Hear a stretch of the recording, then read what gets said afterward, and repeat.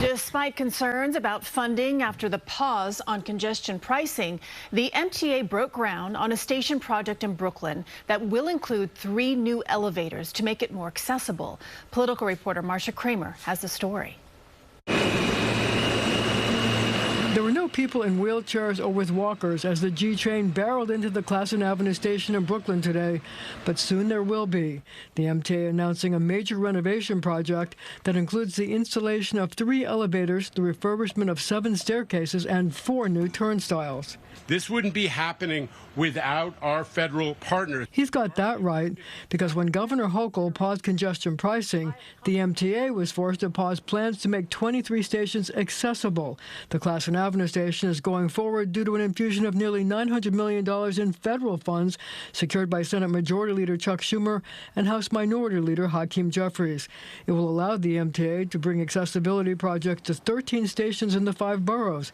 Jeffries admitted that growing up in the area, the G train was in need of help. The G train was one of those subway lines that I tried to avoid. In fact, I used to think, I'm being honest, y'all, I'm from Brooklyn.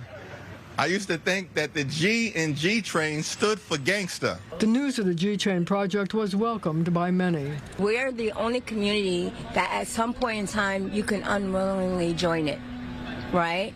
And so you want to be able to still access your life. But some in the riding community are still upset about Governor Hochul's decision to pause congestion pricing and the cuts to accessibility projects. I was so upset that I can't use the language that I said in my apartment, and I felt betrayed.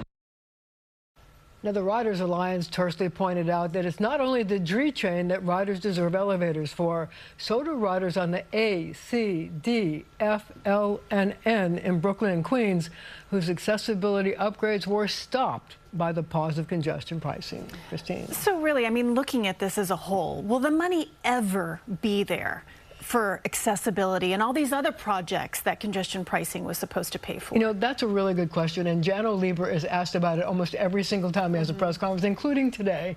And basically what he says is he takes the governor at her word when she says she's either going to unpause the pause or find some money in the budget to pay for all the things that the MTA needs. And is there a timeline for that? Next question, obviously, right? Well, you know, it's another really good question. So the governor says that she's going to do it by the time she does the budget, which is next January. But here's the rub. If she decides to do something other than unpause the pause, she's got to get the legislature to go along, and that's not a done deal by any stretch of the imagination. In the meantime, there are a lot of things to be taken care of, and we can't. All right, it keeps going round and round, don't we, Marcia?